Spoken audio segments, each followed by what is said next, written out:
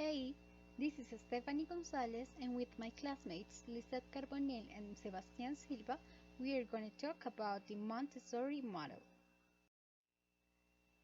First of all, what is the Montessori model? Well, the Montessori is a model of education that emphasizes child-centered learning and discovery. Montessori is a scientifically founded method of educating children founded on the beliefs that education should be constructed to develop all aspects of a child: social, emotional, physical, and academic. Now, let's see what are the main principles of the Montessori model. The first one is the child-directed work. Montessori believes that facts are only a part of the knowledge a child can and should cultivate as they grow and develop. It encourages children to experience freedom with limits, like, for example, giving students the chance of choosing an activity. The second one is the absorbent mind. Young children are naturally and eager, highly capable learners who can absorb a significant amount from their environment. That is why their preschool and early elementary years are such a critical time to expose them to as many experiences, concepts, and lessons as possible. The third one are the sensitive periods for learning. Rather than adapting a subject to fit a certain age or stage, the Montessori theory says the educational approach itself is what should change to suit each stage. The idea behind this is that the students progress in their abilities as they grow, maximizing the times that they are best able to receive certain kind of information. The fourth one is a prepared environment. It is carefully designed the space to make learning an experience. That design is created with the intention that children will spend days learning and exploring the classroom environment. When children of varying ages and abilities work together, some of their discovery comes simply from their interactions with each other. And the fifth one is the independence and discovery. It recognizes each child is different, and therefore their interests and educational needs will vary. This individual perspective allows to follow and guarantee each child's specific needs and readiness. Indeed, it fosters self-esteem, independence, exploration, and creativity.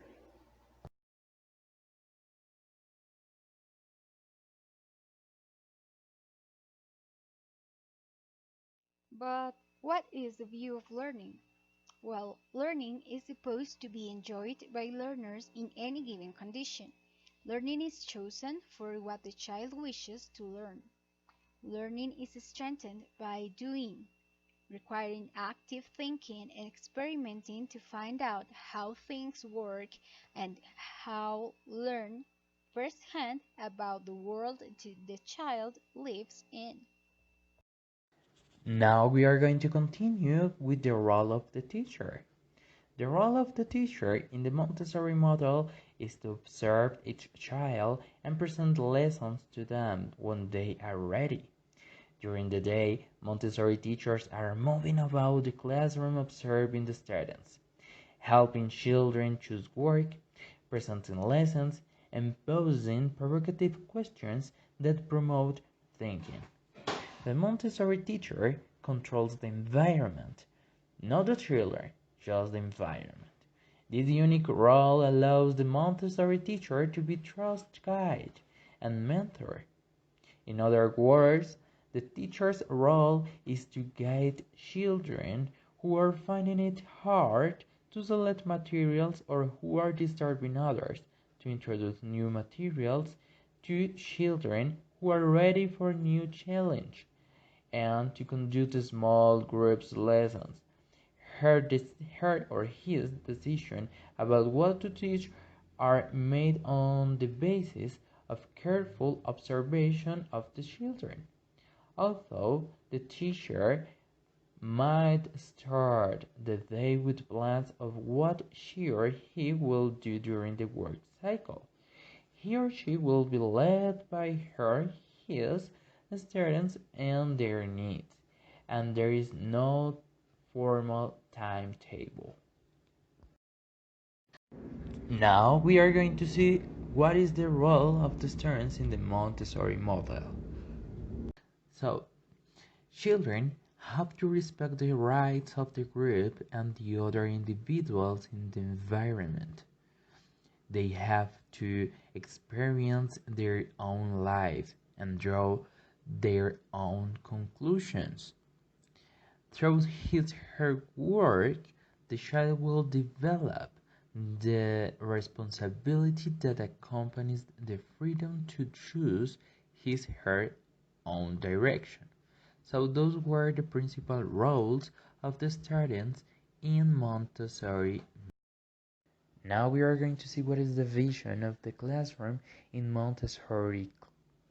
It should be noted that for Montessori, the goal of education is to allow the child's optimal development, intellectual, physical, emotional, and social, to unfold. In other words, the fundamental objective of the Montessori is to help each child reach his or her maximum potential in all areas of life. Now it is time to speak about the materials used in Montessori model and their importance. Montessori based their materials in some others produced by Seguin, which were focused on mentally retarded children. Montessori modified them for her own purpose. She watched children in the classroom and thought about their developmental needs. She developed materials that she thought would suit those needs and revised and refined them until she thought she had materials that would meet one or more specific needs. Each piece of material has what is known as a control of error. If the child has done something incorrectly, it will be self-evident. Being able to see his or her own mistake, which allows the child to work independently. Some of the most recognized materials are the pink tower. Is a carefully calculated instrument to educate the sense and the motor system, and to implicitly introduce the decimal system and the notion of cubing. Each block is 1 centimeter longer on all sides than the one that came before, and there are 10 such blocks. The child uses the pink tower in a specific way.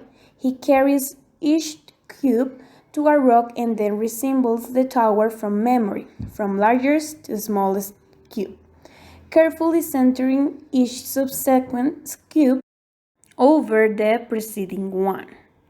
The second one is the sandpaper letters. The original design proposed by Montessori was with cursive letter, because Montessori believed that it was easier for beginning writers to keep the pencil on the paper.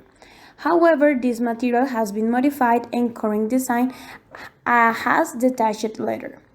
The shapes of the letters themselves are crafted of a high-gripped sandpaper, offering the child a point of interest as their fingers follow the gentle slopes of the cursive letter. And finally, the red rows. The red rows are rows with a square cross-section, varying only in length. The smallest is 10 centimeters long and the largest is 1 meter long. Each row is 2.5 centimeters square. By holding the ends of the rows with two hands, the material is designed to give the child a sense of long and short. Montessori is all about moving from concrete to abstract, so accordingly, the red rows help a child visually discriminate difference in length. So these three materials can exemplify the materials used in the Montessori model. Now let's speak about the benefits and limitations of Montessori model. The first one is independence is a mainstay. Since much of the learning process is self-directed, children can gain a sense of independence and confidence in their abilities much faster than in a traditional school setting. Students who experience a Montessori classroom tend to be more able to manage themselves and think independently. The second one is inclusive of special needs. The classroom continuity can also help students with special needs from close connections with their classroom, making for a safe and stable environment in which to learn. Montessori's follow the child philosophy allows for all children, not just those with special needs, to receive an individualized education. A Montessori instructor lesson plan may have each child's name on it with different goals and ideas for their unique learning style. This especially helps students with special needs to learn at their own pace. The third one is a cultivated love for learning. This educational philosophy strives to encourage a love for learning. Montessori model encourage curious about the people and the world around them, seeing learning as an enjoyable lifelong process. This particular benefit can stay with children their entire lives and become a proper link force through secondary education, a career, or job training, or even just in the experiences they have and the people they encounter. An emphasis on hands-on independent learning is the last benefit. Montessori classrooms are somewhat famous for their beauty. Lots of natural lights and space are common priorities in the classroom design. This is all done for a reason. These materials lead young learners to the understanding of complex vocabulary and the discovery of abstract ideas through the hands-on use of concrete objects. Now let's speak about the limitations of this model. First of all, it can be expensive. It is hard for Montessori schools to keep their prices low. The acquisition of so many durable and high-quality learning materials, as well as the lengthy training in the use of such items for young children, is an expensive undertaking. On the other hand, it's not accessible to everyone, because this education philosophy flips traditional public school curriculum on its head. Most Montessori programs are private, tuition charging, and admission regulating. This makes it disproportionately difficult for low-income, inner-city students of color to attend such schools. And finally, the open-ended structure of the classroom can be intimidating for some. Children tend to like routine and structure. Even the physical barriers of desks lined up in a row can be a comfort to certain students. Montessori classrooms are built to allow movement and change, and the teacher tends to guide more than directly instruct. For that reason, it can be intimidating.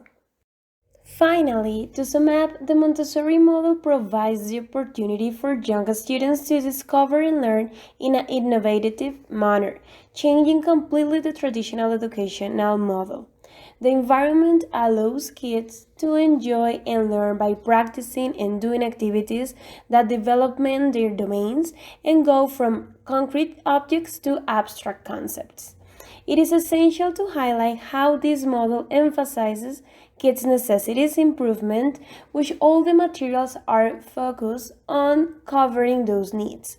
However, the adoption of this model requires a wide economical budget, which entails its implementation only takes place just in a few schools. As a consequence, many students cannot access to this model and take advantage of these benefits. A clear example of this situation can be seen in Colombia, where just in a couple of schools, this model is applied and public education cannot afford it. Nevertheless, the easy approach to the materials can facilitate the implementation of some factors and activities in the public areas, encouraging the relation of the child with the real world and his self-management of learning. Thank you so much. If you want to see the references, go to the next slide.